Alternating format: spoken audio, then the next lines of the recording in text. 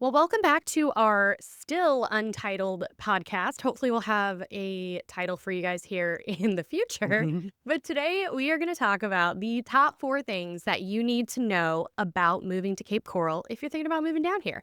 So, before we get into that, let's just point out the obvious. Why are people moving to Cape Coral? The water, of course. Of course, we have 400 miles of canals. That's right. 400 miles. I mean, Venice is known for its canals, and we have More. We have more. well over what Yeah. Venice has. So people are obviously moving down here so they can be on the waterfront, just like we did. But Right. there's obviously plenty of homes that are not on the water.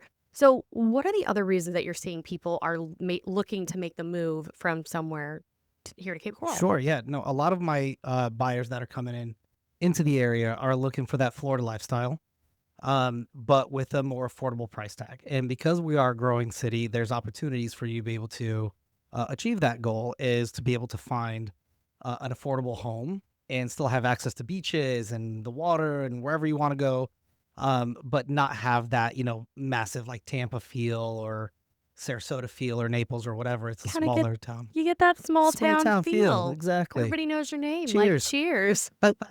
That's right. Well, okay. So we've got people moving down for the waterfront. We got people moving down for the Florida lifestyle. But let's get back to those top 4 that I mentioned at the beginning of the Mhm. video. And the first one, no duh, we are going to talk about the canals. I That's mean, right. a lot of people do move down here to be on a canal, and it's not every canal is the same. So Hmm. let's talk about a couple of things that people might be seeing when they're looking on the MLS, or they're talking to an agent or something like that, or just looking for, even if they're looking for a place to Airbnb. I feel like this is an important Absolutely. distinguishment. So there's 2 different things that we're going to talk about, and the first of which is saltwater versus That's freshwater. right. I mean, it seems pretty simple, but It does seem simple, but when you're doing your research and you're looking at the map overhead, you would never really know the difference, which is why it's important to talk to somebody that knows the area very well. Obviously, the salt water is going to get you out to the Caloosahatchee River, and then further which down the road gets you to into the the Gulf. Gulf, which is what people want if you're, an avid boater, etc. Towards the middle of Cape Coral, all of those are freshwater canals, which are basically locked. You can't get out of those systems. But You can still boat on them, but not get out of them. okay, I was Yeah. gonna say, but people can still, you can have a small boat on Mhm. there, you can kayak on those. Right. So if you're not an avid boater who's looking to get out to the Gulf, a freshwater Absolutely. might be just fine. And Is there any disadvantage to living on either? I wouldn't think so, to be honest with you. I think it's based on your personal preference. If you're a boater, absolutely, you want to be on the saltwater. You want to be able to get out to the islands. You want to be able to go fishing, etc. The freshwater canals do still have fish as well, so that's what I'm saying. If you want some a water feature behind your home, the canals offer, kind of that wonderful backdrop. If you're on the freshwater side. And we're gonna talk about this in a later video. This is just Mhm. kind of a side note. Do these canals have gators all up in them? Well, I mean, standard rule of thumb in Florida is if there's water, there's a gator in it. But honestly, we don't see it We've very rarely often. seen them, but we'll talk about that in a Yes. later video. Okay, so we've talked about salt versus freshwater. Now, people, when you're on salt water, you're going to see one of 2 things. It's either going to be direct access or indirect access. And what in the world does that mean? Well, think the way that I always like to think about it is how big of a boat do you want? If you want a sailboat, if you want a bigger boat, you want direct access. And what that really means is that you don't have a bridge to get out to open water. The majority of the bridges in Cape Coral that you would pass through are about 9 to 9.5 feet. There's, I think, Depending on depending on tide. tides, right? I think there is one that's at 10.5 feet. But so if you want a sailboat, usually living behind a bridge isn't going to work because they are fixed bridges. They're not drawbridges or anything like that. So you want direct access. Indirect, you're gonna have bridges that you're gonna have to go through, sometimes multiple bridges. Sometimes multiple. Depends on where you live. Your ride could be 5 minutes out to the Caloosahatchee, or it could be 45 minutes out to the Caloosahatchee. So you have to pay attention Mhm. to those canals, take a look on a map, see how long that boat ride is. It always seems shorter when you're, that's not that bad until you're Yeah. actually on the boat.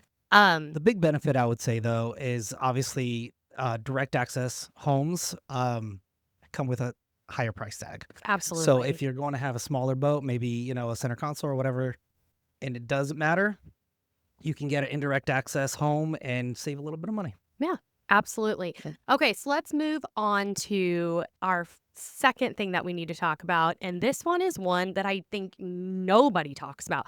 I do not hear real estate agents talking about this at all, and it is zoning. S- Oh my Lord. So let me tell you, I don't know who planned out initially Mm, the zoning in Cape Coral. It could have been my son with a crayon. I'm not kidding. It makes no sense. It makes right. no sense at all. You have commercial next to residential, next to commercial, like it is there, and we have residential on main streets, literally right next to commercial. hmm And one of the biggest complaints that I see from residents is they've bought their home, they've lived in it for 10 years, they back up to an empty lot, and now they're seeing construction on that empty lot. And it is a storage unit going in. It is Or a a strip mall going four-story in. apartment complex. Yeah. Yep. And they're like, "Ah, you blocked my view. I don't Right. want to be next to this. Oh, now the traffic, blah, blah, blah." It's because they weren't looking. It's not because these zoning is change that we have had some change in zoning occasionally, Yeah. but these aren't just changing frequently. No. But if you there because we're a growing city, there is so much lots available. So if you're buying a home and you're seeing that it's next to some empty lots, look at that zoning so it doesn't sneak up on you hmm and you don't end up with a, multi-story building hmm in your backyard looking down on you Pay when you're attention. swimming. Like, pay attention And to what's ask your surrounding. realtor; they'll be able to tell you. Yeah, and what's going to be coming up. hmm So number 3, and this one we get a lot of questions about, especially after Hurricane Ian, hmm Helene, hmm Milton, and that is elevation. Elevation. Oh, I Elevation. love elevation. So elevation, basically, I mean, if you know what if you know the definition of elevation, you kind of figure it out, but it's how high you are above the hmm sea level. A lot of the older homes, our home, hmm 1964 home, We live in were a built at a much lower elevation. I think that we're not even 6 feet above sea level. no. We're my height above the water line. 5'8" But now and a half. they're building homes much higher. Correct. FEMA rules have changed, the floodplains Right. have changed, and everything is being built at what now? I believe it's 11 to 12 feet now above the water line. The nice thing about that, though, is that the higher that you are built above the water line, even though you are in a flood zone, you will be paying less in flood insurance coverage, which that's a huge benefit to buying something a little bit newer than buying something a little bit older. And then our fourth and last thing that we need to talk about is location. And I think there's many things that play into this, because when you talk to anybody in Cape Coral, they are going to refer to areas in Cape Coral as northwest, southeast. Cape Coral is drawn into 4 quadrants: Mhm. northwest, northeast, southwest, and southeast. And so if you're looking at a map, really, some say Hancock Bridge, I say Pine Island is going to be your dividing line for north and south. Right. And I agree then with that. Santa Barbara is going to be your dividing line for east and west. Right. And let's start in Southeast Cape, Yeah. because that's where we live and we love it. But Southeast Cape is the older part of Cape. Right. I mean, that's where the construction started back in the 50s in Cape Coral. So you're going to get a lot of the older homes. It's obviously the first thing that you enter into when you come over the Cape Coral Bridge, etc. So you're going to get older homes. Obviously, there's some newer ones in there as well. But Yeah, but there's a couple things that I personally love about Southeast Cape, and that's one, we have downtown Cape Coral. yeah, It may be one street, guys, but it is a lot of fun, great food, drinks, all of that. absolutely. We also have the Yacht Club, Mhm. which is nothing right now, but is going to become a Phenomenal area. phenomenal That's it. area once they've built it out. Mhm. And we've got like some of the other parks that are great for fishing, just right off the Absolutely. Caloosahatchee River. And most of those homes there, even though many of them are older, are going to have that direct access, if Right. which is huge. It's Yeah. absolutely key. Not only that, but if you're working in Fort Myers, that's going to be your easiest, obviously, right into Cape Coral Bridge. You're right into Fort Myers and, a quick drive. So, Yeah. And then we have West Cape. So Mhm. Southwest is one of the benefits you get there is a little bit wider streets, a little bit wider canals. It was built it was really constructed after Southeast Cape. Yeah. And so I think they kind of learned some things from that. So we've Mhm. got some newer homes. I would say you don't find as many older homes in that Right. area. Maybe slightly longer boat rides to the open water. Yeah, they just removed the Chiquita Lock, Mm-hmm. which is great because there's a lot of direct access there. Where Correct. Yeah. as before, I guess it was direct, but you had to go through the lock, which caused a lot of problems. Yeah. Um, but yeah, and it's honestly, I think that area is really quiet, just because there's not tons of commercial Agreed. things Kind of there. in the back of Cape Coral, right? So you kind of have to drive to get there, and it's one of those suburbs where it's just kind of tucked away, and Yeah. like you said, it's very nice and wide open streets and canals and everything like that. Very wide.